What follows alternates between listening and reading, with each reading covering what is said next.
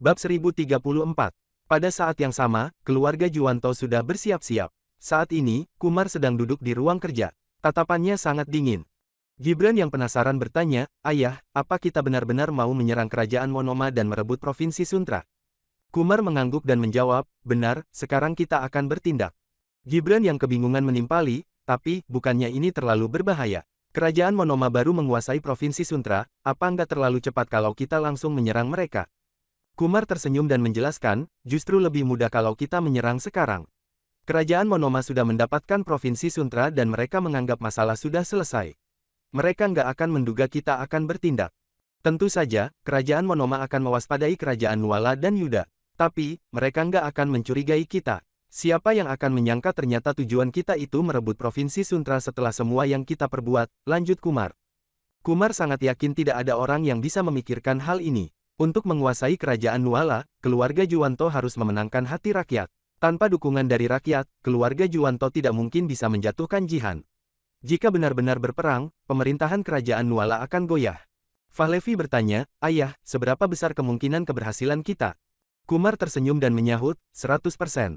Kali ini, kakak kalian yang turun tangan. Gibran dan Fahlevi terkejut setelah Kumar selesai bicara. Gibran berucap, "Kakak sudah mau bertindak." Kumar memiliki 3 putra. Gibran dan Fahlevi mempunyai seorang kakak yang jarang mereka temui. Selama ini, kakak mereka tidak tinggal di rumah. Mereka berdua bahkan tidak tahu keberadaan kakak mereka. Namun, Gibran dan Fahlevi tahu bahwa kakak mereka pasti sedang diam-diam membimbing anak buah. Kumar pernah mengatakan bahwa sebenarnya kekuatan keluarga Juwanto ada di tangan kakak mereka. Kumar bertanggung jawab untuk menarik perhatian semua orang, sedangkan kakak mereka adalah senjata keluarga Juwanto yang sebenarnya. Sekarang, Kumar berniat mengerahkan senjata tersebut. Kumar menjelaskan, "Benar, kalau kakak kalian bertindak, dia pasti bisa mengalahkan kerajaan Monoma. Sudah saatnya menunjukkan kepada semua orang kehebatan keluarga Juwanto." Kumar meneruskan perkataannya, "Keluarga Wutari itu nggak ada apa-apanya. Mereka memang punya Yuda setelah Dirga mati. Meskipun Yuda hebat, kemampuannya masih nggak bisa dibandingkan dengan kakak kalian. Kakak kalian bisa menaklukkan wilayah yang nggak mampu diserang Yuda. Keluarga Juwanto bisa merebut kembali wilayah yang nggak bisa dipertahankan kerajaan Nuala. Kali ini, semua orang akan takjub dengan kekuatan kita," lanjut Kumar. Setelah menguasai Provinsi Suntra, semua jenderal di bawah kepemimpinan Taufik sangat senang. Bab 1035. Harnold dan para bawahannya sedang merayakan kemenangan mereka di dalam kota. Harnold mengangkat botol arak, lalu berseru kepada bawahannya dengan ekspresi gembira, "Hehe. Malam ini, kita minum sampai mabuk." Harnold tidak bisa menyembunyikan antusiasmenya. Wakil Jenderal, Fahlevi, mengangkat gelas arak sambil bertanya kepada Harnold dengan ekspresi cemas, "Jenderal Harnold, apa kita nggak terlalu santai kalau bersenang-senang seperti ini setelah merebut kota?" "Haha, ada aku di sini. Untuk apa kamu takut?" ucap Harnold dengan raut wajah bangga. Dia mengangkat gelas arak, lalu menenggaknya dan melanjutkan, "Tenang saja, nggak akan terjadi apa-apa." Namun, Fahlevi yang masih merasa gugup bertanya lagi, "Bagaimana kalau mereka memanfaatkan kesempatan ini untuk diam-diam menyerang kita?" "Diam-diam menyerang kita," kata Harnold dengan ekspresi sinis. Kemudian, dia tiba-tiba tertawa terbahak-bahak dan meneruskan perkataannya, "Mereka nggak mungkin berani diam-diam menyerang kita. Sekarang, kerajaan Nuala menghadapi banyak masalah. Seharusnya, mereka memikirkan bagaimana caranya menyelesaikan semua masalah ini, bukannya melawan kita." Melihat ekspresi Fahlevi yang masih tampak cemas, Harnold tiba-tiba melambaikan tangan, lalu tersenyum dan bertanya, "Apa kamu masih khawatir? Sekarang, orang yang paling hebat di kerajaan Nuala itu Yuda. Tapi, bagiku, kemampuan Yuda nggak ada apa-apanya." Raut wajah Fahlevi terlihat sangat cemas. Dia yang merasa ragu terus mengernyit. Apa memang dia yang terlalu khawatir? Ekspresi Harnold tampak sedikit tidak puas. Dia berucap dengan dingin, "Kenapa? Apa kamu meragukan omonganku?" Fahlevi terkejut. Dia buru-buru menyahut, bukan itu maksudku. Jenderal Harnold sangat kuat, Yuda yang bodoh itu tentu bukan lawan Jenderal Harnold." Harnold baru tersenyum sesudah mendengar pujian Fahlevi. Kemudian, dia berujar dengan ekspresi angkuh, "Bagiku, Yuda itu nggak berguna. Jadi, untuk apa aku memedulikannya? Kalau hari ini Yuda berani datang, aku pasti akan memenggal kepalanya dan menyerahkan kepada raja." Melihat ekspresi Harnold yang percaya diri, Fahlevi baru merasa sedikit tenang. Fahlevi tersenyum, lalu mengangguk dan berseru. Kemudian, Fahlevi lanjut bersenang-senang dengan prajurit lainnya.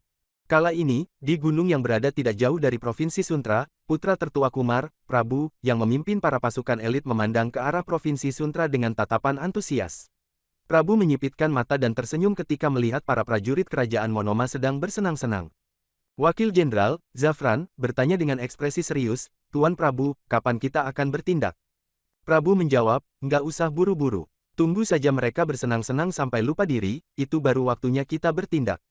Zafran mengangguk setelah mendengar perkataan Prabu. Dia tersenyum dan menimpali, "Tuan Prabu, sepertinya mereka benar-benar mengira kelak mereka bisa hidup tenang. Mereka langsung merayakan kemenangan setelah menguasai kota. Mereka sombong sekali." "Hehe, benar, meremehkan musuh akan mendatangkan bencana," ujar Prabu. Dia melanjutkan ucapannya dengan dingin, "Mereka pasti nggak menyangka kita akan menyerang secara diam-diam. Tapi, ini salah mereka yang terlalu sombong. Bisa-bisanya mereka merayakan kemenangan secara terang-terangan pada saat-saat begini. Kalau kita nggak menghabisi mereka, bukannya keluarga Juwanto akan malu." Kemudian, Prabu melambaikan tangan, lalu berteriak kepada para prajurit di belakangnya, "Ayo, maju." Bab 1036. Prabu menempatkan para prajurit untuk melakukan penyergapan di luar perbatasan Provinsi Suntra.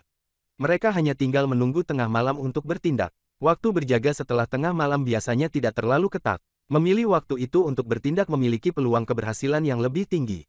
Apalagi, pasukan yang dipimpin oleh Prabu hanya 30.000 pasukan, tetapi kekuatannya tidak perlu diragukan. Ini adalah pasukan elit dari keluarga Juwanto.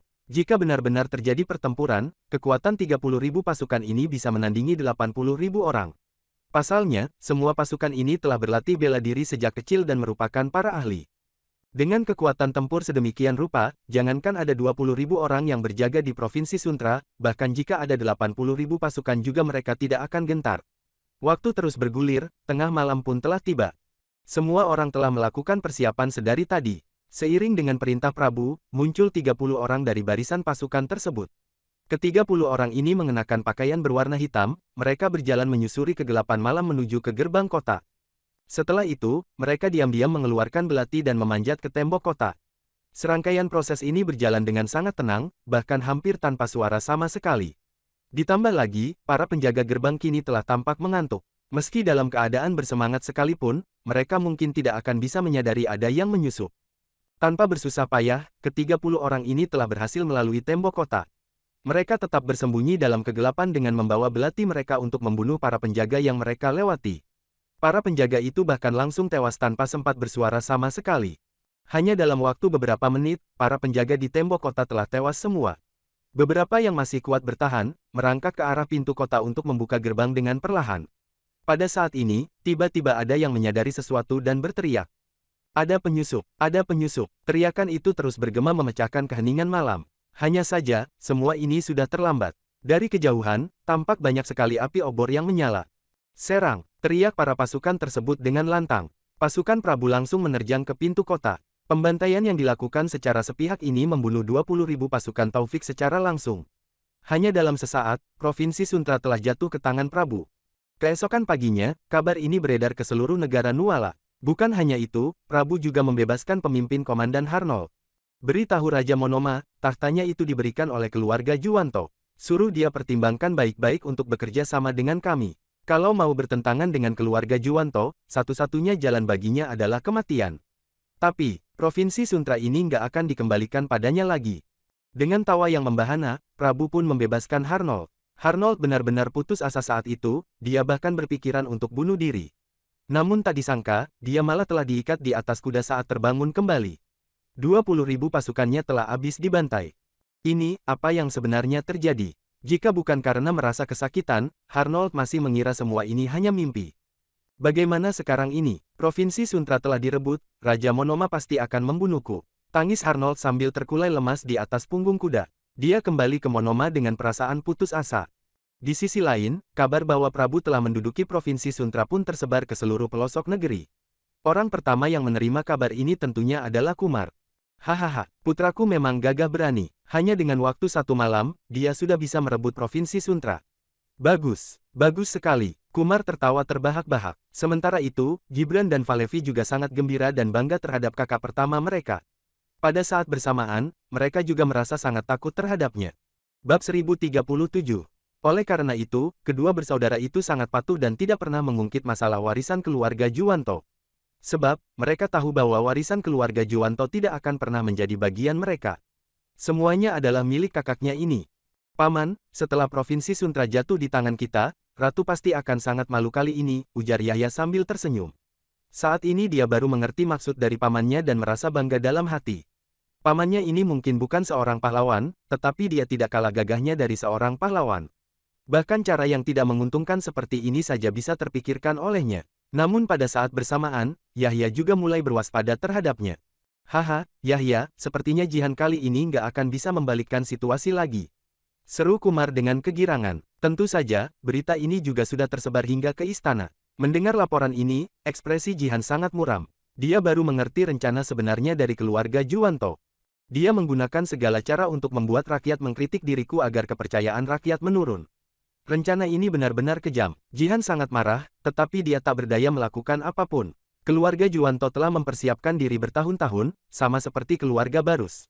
Justru aneh jika mereka tidak merencanakan trik apapun. Hanya saja, Jihan tidak menyangka ternyata keluarga Juwanto sekejam ini. Pada saat ini, Jihan duduk di singgasananya sambil menatap ekspresi para pejabat. Dia berkata dengan emosi yang membeludak, keluarga Juwanto benar-benar hebat. Mereka bisa mendapatkan kembali Provinsi Suntra dalam waktu sehari setelah direbut dari kita. Bukankah begitu, para pejabat sekalian? Ucapan Jihan ini sangat sinis, para pejabat di bawah singgasananya tidak ada yang berani bersuara. Bahkan kedua penasihatnya juga terdiam. Hati mereka sangat tak berdaya menghadapi rencana selicik ini. Namun, cara ini benar-benar ampuh untuk merusak reputasi Ratu. Baru menjabat tidak lama saja Ratu sudah kehilangan 2 provinsi. Kini keluarga Juwanto merebut kembali provinsi itu sama saja dengan memberi tamparan kepada Ratu. Bahkan Ratu sendiri juga tidak sanggup mengelak. Jihan terpaksa membubarkan rapat pagi itu. Setelah kembali ke kamarnya, dia meluapkan emosinya yang membara. Hebat sekali keluarga Juwanto ini. Benar-benar licik. Cara seperti ini saja bisa terpikirkan olehnya, aku benar-benar terlalu meremehkan mereka. Meski sangat murka, Jihan tetap tidak berdaya. Cara yang digunakan musuh membuatnya tidak sanggup menghindarinya. Panggil kedua penasihat untuk datang ke ruang kerja, perintah Jihan. Kini dia hanya bisa berdiskusi dengan kedua penasihat untuk memikirkan bagaimana cara menangani masalah ini. Hanya dalam sesaat, kedua penasihat telah tiba di ruang kerja. Saat melihat ekspresi Ratu, keduanya menghela napas berat. Salam kepada Yang Mulia Ratu, ucap kedua penasihat dengan hormat. Berdirilah. Menurut kalian, bagaimana cara menangani masalah ini? Tanya Jihan setelah melihat kedua penasihat itu menghela napas. Mendengar pertanyaan Ratu, keduanya tampak kesulitan memberikan jawaban. Yang Mulia, tidak ada yang menyangka keluarga Juwanto akan menggunakan cara seperti ini. Mereka benar-benar menghalalkan segala cara, pinta Kemal, sang penasihat kiri, dengan tak berdaya. Bab 1038. Mendengar ucapan Kemal, Ardi hanya menghela napas. Benar, Yang Mulia, takutnya, kabar ini sudah beredar ke seluruh negeri sekarang. Memikirkan hal ini, Jihan semakin frustrasi. Keluarga Juwanto pasti akan mengumumkan masalah ini ke seluruh pelosok negeri. Dalam pemerintahan Ratu yang singkat ini, Ratu telah kehilangan 2 provinsi. Sementara keluarga Juwanto malah berhasil merebut salah satu provinsinya. Jelas sekali, mereka ingin menggunakan cara ini untuk mengundang kritikan kepada Ratu dan menimbulkan perebutan kekuasaan. Mungkin saja, keluarga Juwanto juga akan mengungkit kembali masalah mendiang raja sebelumnya. Hanya sedikit orang yang mengetahui kebenarannya. Rakyat hanya tahu bahwa Ratu kehilangan 2 provinsi dan keluarga Juwanto merebut kembali salah satunya, Timpal Kemal. Meski mereka memang sudah tahu kenyataannya ini, tetap saja hal ini sangat membuat orang tertekan. Yang Mulia, masalah ini sudah telanjur terjadi, sekarang tidak bisa diperbaiki lagi. Saat ini yang terpenting adalah kita harus membasmi keluarga Juwanto secepatnya. Kalau tidak, semua rakyat akan menghujat Ratu dan mengatakan Anda tidak pantas mendapat posisi ini. Tambah Ardi dengan cemas. Tentu saja, mana mungkin Jihan tidak tahu akan hal ini. Hanya saja, masalah ini terlalu sulit. Keluarga Juwanto pasti sudah memperhitungkan dengan matang bahwa jika istana menyerang mereka, hal ini akan mengundang perhatian dari kerajaan Monoma dan Agrel yang mencari kesempatan.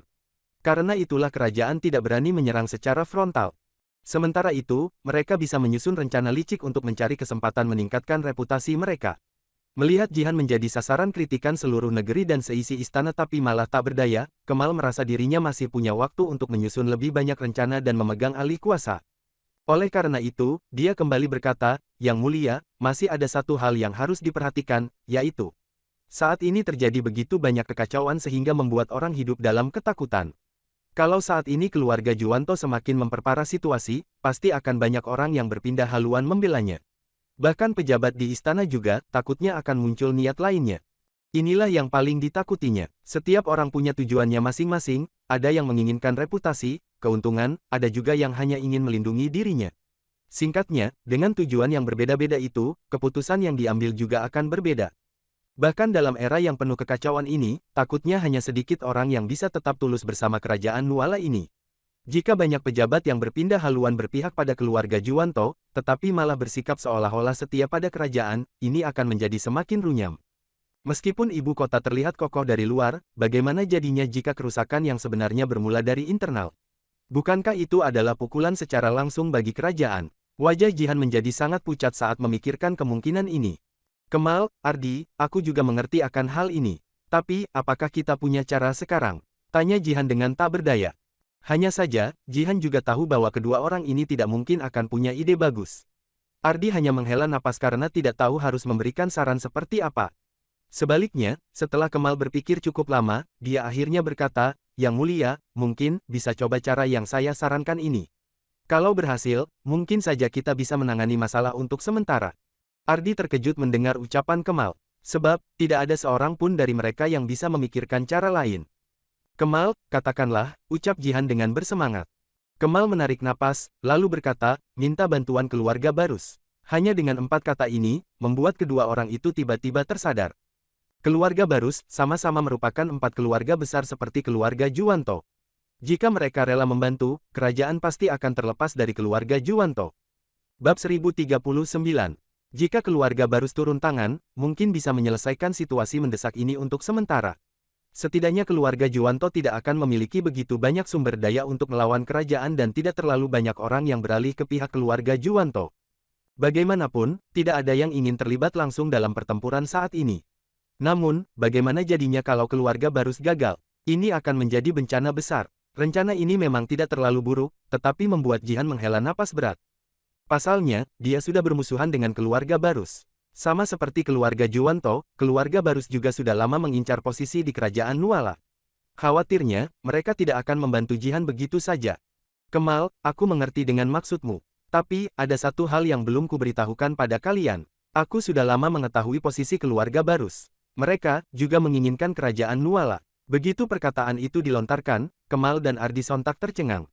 Apa, mereka tidak tahu akan hal ini karena Jihan hanya memberitahukannya pada Yuda sebelumnya. Namun karena Kemal memberikan saran seperti ini, tentunya Jihan juga tidak bisa merahasiakan hal ini lagi. Gawat kalau begini, tapi, atas dasar apa keluarga Barus ingin merebut tahta? Kalau keluarga Juwanto masih punya Pangeran Yahya yang berhak menduduki tahta, tapi hak keluarga Barus satu-satunya adalah membantu ratu. Kalau mereka tidak mau membantu ratu pun, mereka tidak punya hak apapun untuk merebut kekuasaan. Tanya Kemal. Hal ini juga menjadi pertanyaan bagi Jihan, atas dasar apa keluarga Barus ingin merebut tahta. Ekspresi Ardi tiba-tiba berubah saat bertanya, mungkin, keluarga Barus sedang menunggu kekacauan besar. Atau bisa juga, mereka sedang menunggu saatnya istana berperang dengan keluarga Juwanto. Tiba saatnya, negeri ini akan menjadi kacau dan kerajaan tidak bisa lagi bertahan. Mendengar analisis Ardi, Kemal dan Jihan tersentak. Akhirnya mereka mengerti apa yang ingin dilakukan keluarga Barus. Kalau memang begitu, keluarga Barus pasti tidak akan membiarkan keluarga Juwanto lenyap. Kalau keluarga Juwanto lenyap, tidak akan terjadi kekacauan besar, lalu. Kelihatannya keluarga Barus tidak akan membantu kita lagi. Seru Kemal dengan wajah pucat menatap Jihan. Meskipun memang begitu, hal ini tetap bergantung pada apakah Jihan akan berhasil membujuk keluarganya. Jika Jihan bisa berhasil, mungkin saja keluarga Barus akan membantu sekuat tenaga. Jihan sangat paham dengan maksud tatapan Kemal padanya. Namun, saat itu Sigra telah mengumumkan sikapnya dengan tegas. Mereka telah menunggu tibanya saat ini sangat lama. Keluarga mereka bahkan sudah mulai merencanakan hal ini sejak zaman kakek buyutnya, mau bagaimana Jihan membujuk mereka. Saat ini, Jihan tidak bisa memikirkan cara apapun, dia juga tidak yakin sama sekali. Aku benar-benar tidak tahu harus bagaimana membujuk keluarga Barus, ujar Jihan dengan terus terang. Baginya, lebih baik langsung berperang melawan keluarga Juwanto daripada harus membujuk keluarga Barus. Mendengar ucapannya, Kemal langsung berlutut di lantai. Yang mulia, ini adalah cara yang paling sederhana dan efektif. Kalau cara ini berhasil, kerajaan Nuala pasti akan sangat diuntungkan. Kalau tidak, bagaimana pendapat rakyat terhadap Yang Mulia? Bagaimana pula pandangan seisi istana ini terhadap Anda?